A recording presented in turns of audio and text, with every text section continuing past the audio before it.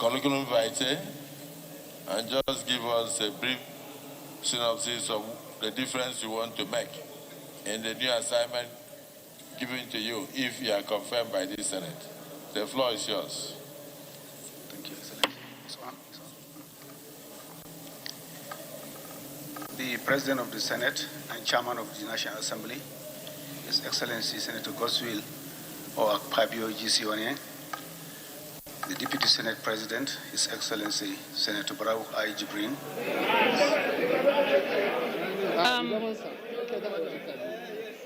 Sir, congratulations for the successful screening, and we hope that you're going to be confirmed by the distinguished Senate.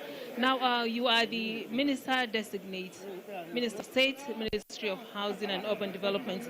Coming from a state like Kano that has a very large population, how do you think Nigeria can address the housing deficit that we have based on your experience in Kano?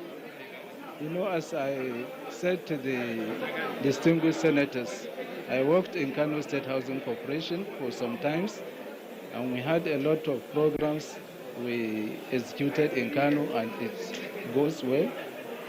But the issue of coming as a federal minister, I know that experience maybe work a little.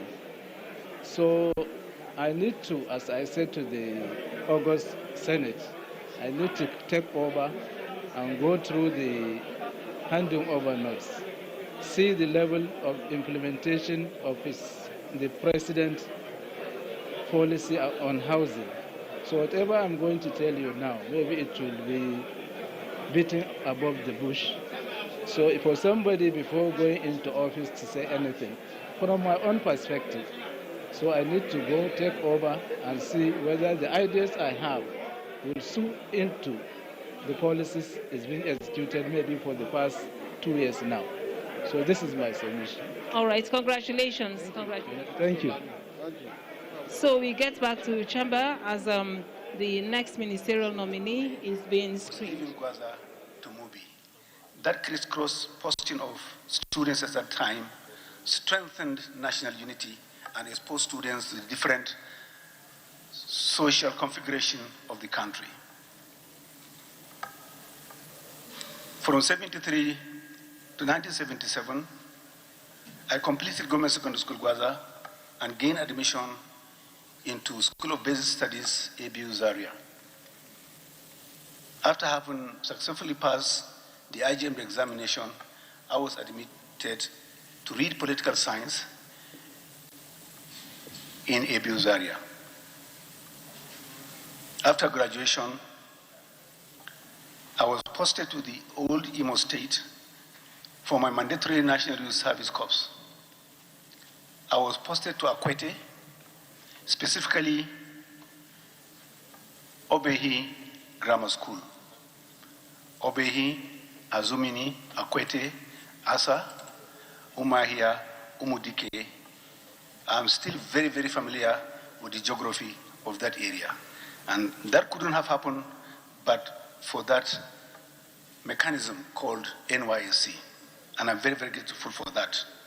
It gave me further insight into the country. On completion of my NYSC, I gained employment with the then College of Preliminary Studies, Yola, as a lecturer. And again, I met distinguished Senator Bino Siaro, who was our chief accountant. And between me and him, it was a natural bonding. I served CPS Yola. During the military era, I was appointed as a sole administrator of my Balba local government.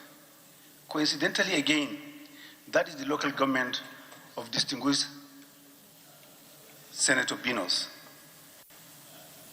After a stint at my Balwa, I was redeployed to Guyuk local government.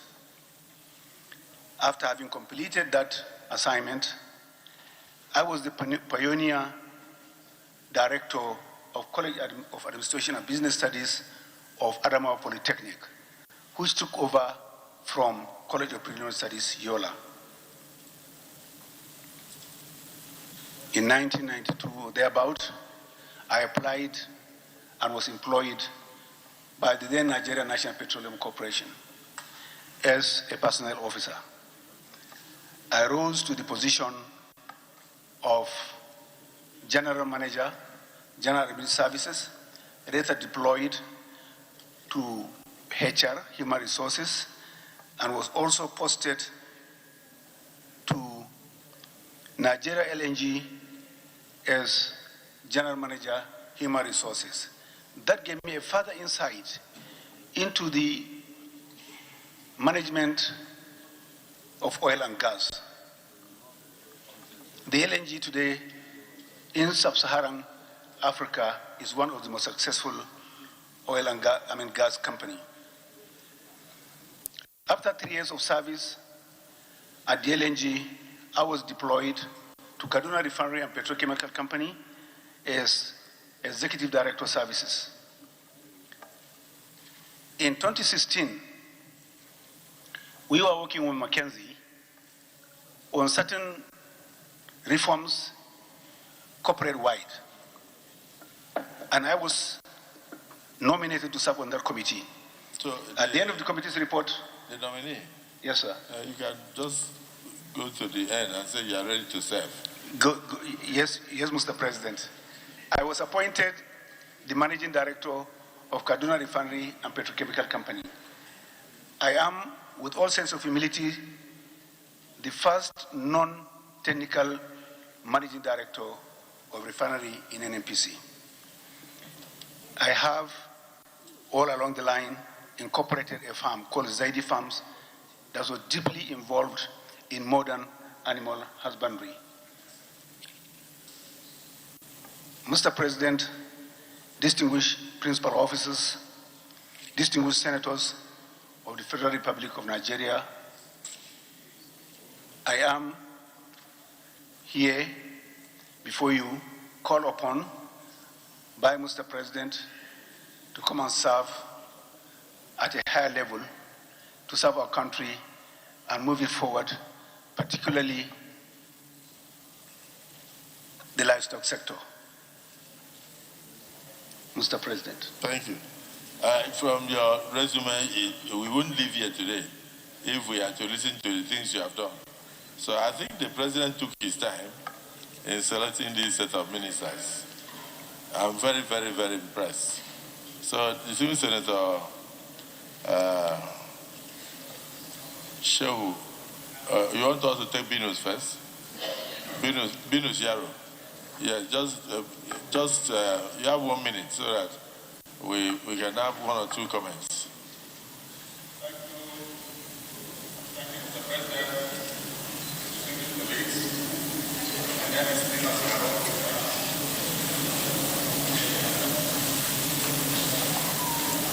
Okay. My name is Binus Yaro, representing Adamawa South. Mr. President, my distinguished colleagues, the nominee before you has already established his credentials, and he has shown that he is a well-considered voice by Mr. President. He has already told you that he has come a long way. It is like running mates. When the SPS, where I had gone before, you went to ABU, where I had also gone for first education. You worked in CPS, where I was a chief accountant, and you joined NMPC, where I was already working. So, Mr. President, by his submission, especially the concluding part, upon retirement, he set up a farm that not only bring crops but also bring animal husbandry. And this farm is a well-known farm, and it is a model farm Kaduna State. Mr. President, this nominee is a technocrat. He is a human resource expert. He is a management guru. He doesn't need further elaboration. So, Mr. President, I ask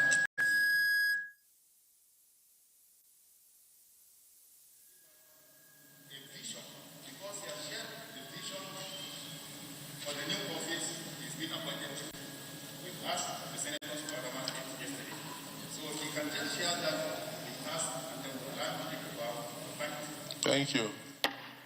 Reverend Amos Johanna, distinguished.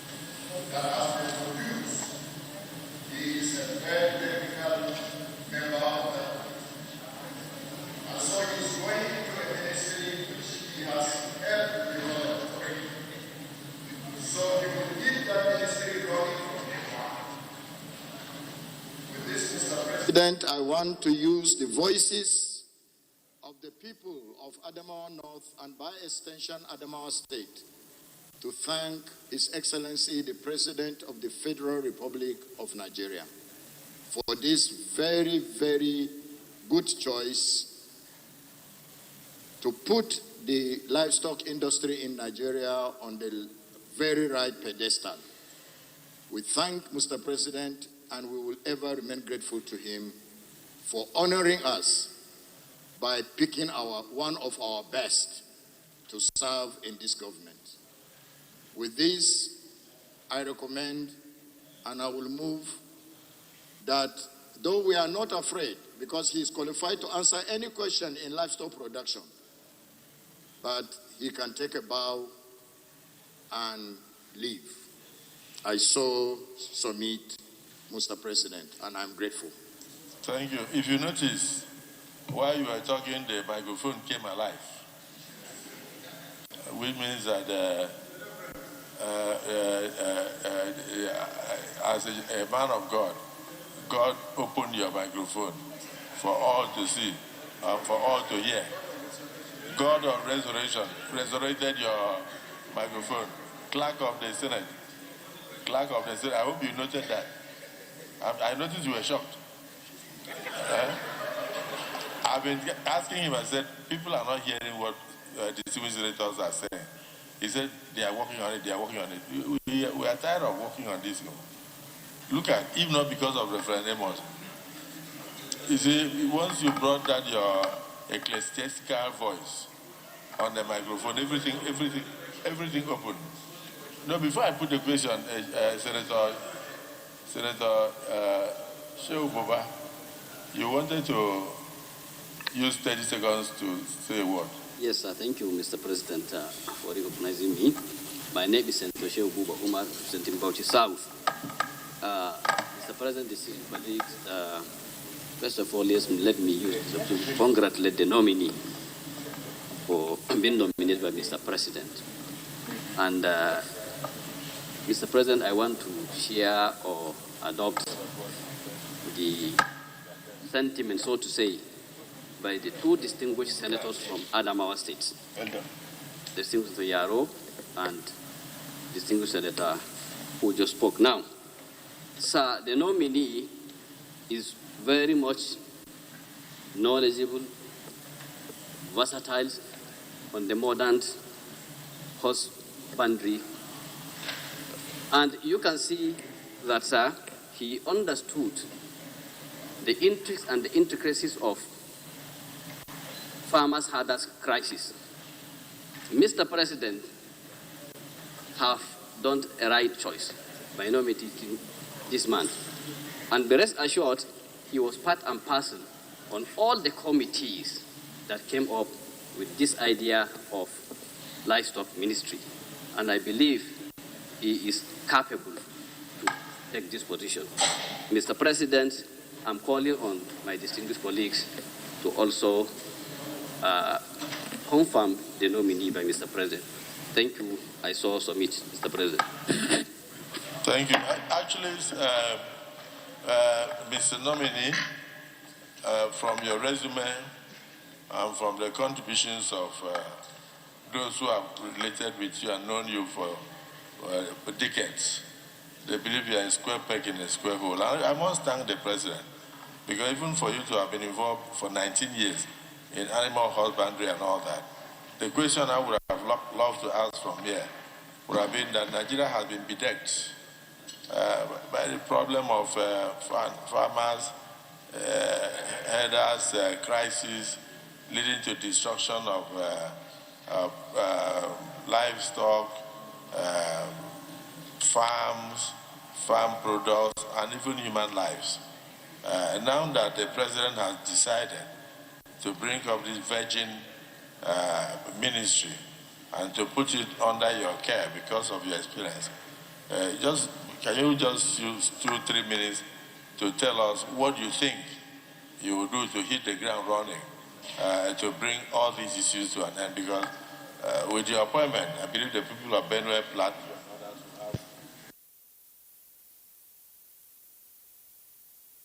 the summary of your vision for the new ministry and how you intend to hit the ground running to solve the problem of farmers, herders, crisis, and bring sanity to bear. Thank you, Mr. Senate President and Chairman of the National Assembly. Mr. Senate President wants to know what steps and mechanism will the new ministry adopt in order to curb all the crises emanating from that sector. On the basis of the handover notes from the Ministry of Agriculture, from where this ministry has been carved out, the new ministry will intend to develop a database of all the infrastructure that are animal husbandry related. These are to say, all the grazing reserves in the country. We also want to know all the cattle routes that have been mapped out. We also want to know all the dams that are available. From there, we will bring to drill down and make sure in the immediate, those grazing reserves that have no legal encumbrances, that is to say that they have been gazetted, we analyze the situation. What is their holding capacity? Do they have sufficient grasses? Do they have sufficient water? Are there clinics, veterinary clinics, etc., etc.? To our understanding, hardest movement, there's a push and pull factor. The push factor from the north is the absence of fodder and water. We believe that feed and water is livestock. You can have grass where there's no animals, but you can't have animals where there are no grasses. In the immediate, our intention is to incentivize all herders and other animal rearers to remain where there are grasses, and the ministry will intend to work with other critical stakeholders to make sure that this vision is realized. The next, distinguished senators, is to do massive sensitization. Sensitization is in the sense that we want to, it is a battle of the heart and mind, to know that the herders have a stock that has value. It's beyond cultural holding. It is a business. And as such, it is an investment. And it is more profitable if you set the rights. We intend to encourage people by building those incentives across all those 417 grazing areas in the country to make sure that those areas are suitable and have sufficient grass and water to contain those animals, so that the incidences, the desire to move out will be nipped in the bud. In this wise, we will require the support and solidarity of the National Assembly, the state governors, local government chairmen, and respective communities. These are the most important stakeholders. I believe these stakeholders, once we sit down and map out those lower-hanging fruits from the Presidential Committee on Reforms of Livestock, we will be able, in the no-distant future, to address the situation. Thank you, Mr. Senate President and Chairman of the National Assembly. Thank you so much. Senator Danduse, you said you have advice for the nominee before he takes a bow. Thank you, Mr. President, for giving me the opportunity to speak on this very important ministry. I am Senator Danduse Montaru Mohammed, representing Katsina South. I want to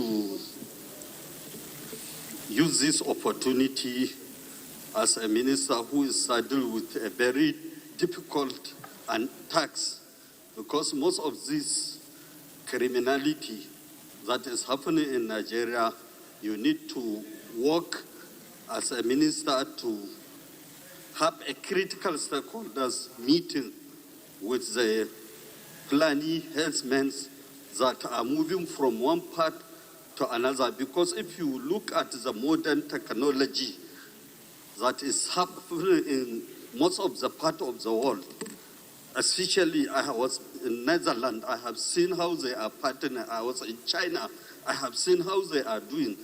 Because this incessant killings that is happening in Nigeria is uncalled for, and it is creating a lot of problems between different nationalities in Nigeria.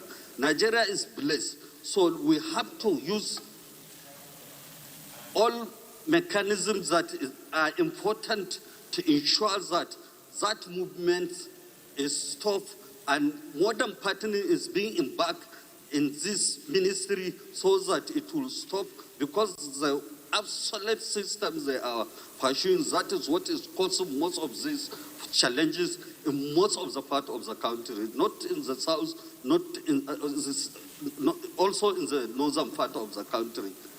My area, my zone, is one of the leading zones that even the British came and established a settlement. And if you can collaborate with NAFRI in Zaria alone, I believe modern partnering can be embraced to carry out a very good, sustainable animal production and a lot of animal development in terms of what you are. So, Mr. Minister, my respected colleagues, this is a very important, and it will reduce 75% of the criminality that is happening in this country. Thank you, Mr. President. So that is like an advice to you. Yes, sir. And that you should try and visit other climes. Yes, sir. Like he said, he has been to China, he has been to Singapore and other countries to see how livestock is managed. So we will expect you to do the same. Exactly, sir. It's a new ministry, and you are very well versed in it. but also take stock of what is happening in other countries. What is happening in the livestock industry directly impacts on the security of the nation. The killing of policemen, the killing of communities, the destruction of farmlands, and all sorts of things. He's saying 75% of those things will come to an end once you can get it right. It's going to be a difficult task for you, but we believe you are very well qualified for it. Is it the view of the Senate that this nominee be allowed to take a bow and go? Yes. Those in support say aye. Aye. Those against say nay. The ayes have it. Thank you. You may take a bow.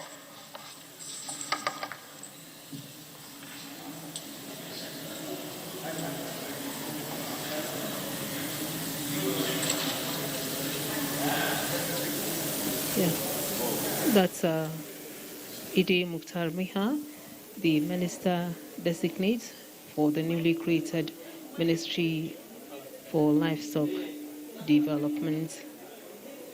From Maiha, Adamawa State, he was a former Commissioner for Agriculture and Natural Resources.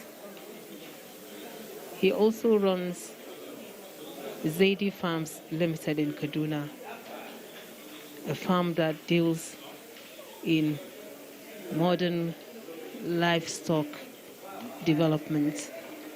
Many call his appointment as a round peg in a round hole. He's been asked to take a bow and go. He is the fifth on the list of ministerial nominees so far screened at this confirmation hearing inside the Red Chamber. There are two more people left to go. The next nominee is being admitted. That is Dr. Jumoke Uduole.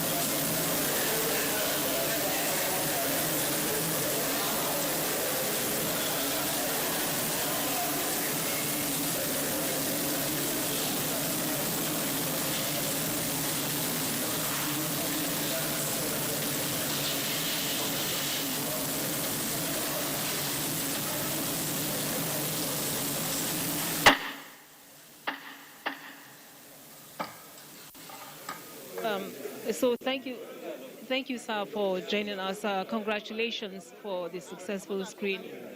Now, you have been appointed as the Minister Designate for the newly created Ministry of Livestock Development.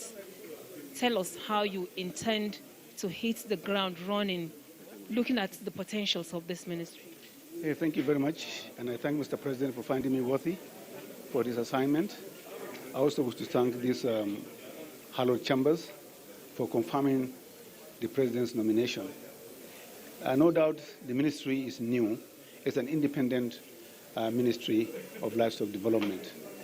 I have been in the past 19 years running a modern dairy ranch, and I believe at that micro level, most of the issues I faced then are the issues that are to be addressed at the national level. Our number one priority at the moment, once we have the handing over notes from the Ministry of Agriculture and Food Security, we also have reports of the Presidential Implementation Reforms Committee on Livestock. We will sit down and distill the lower hanging fruits.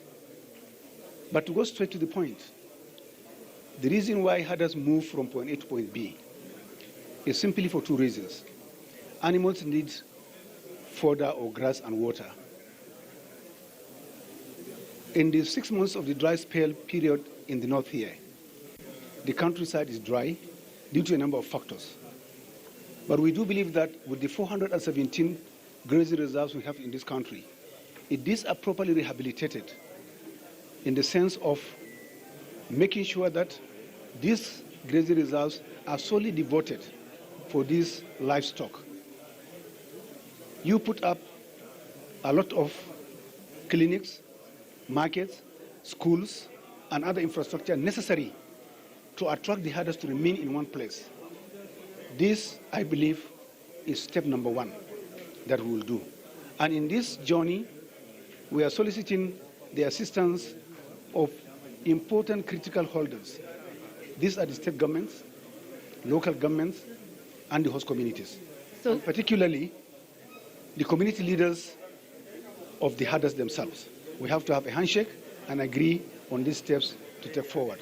So congratulations, and we hope to see you being confirmed by the Senate. Thank you. Thank you. Thank you so much. Thank you so much.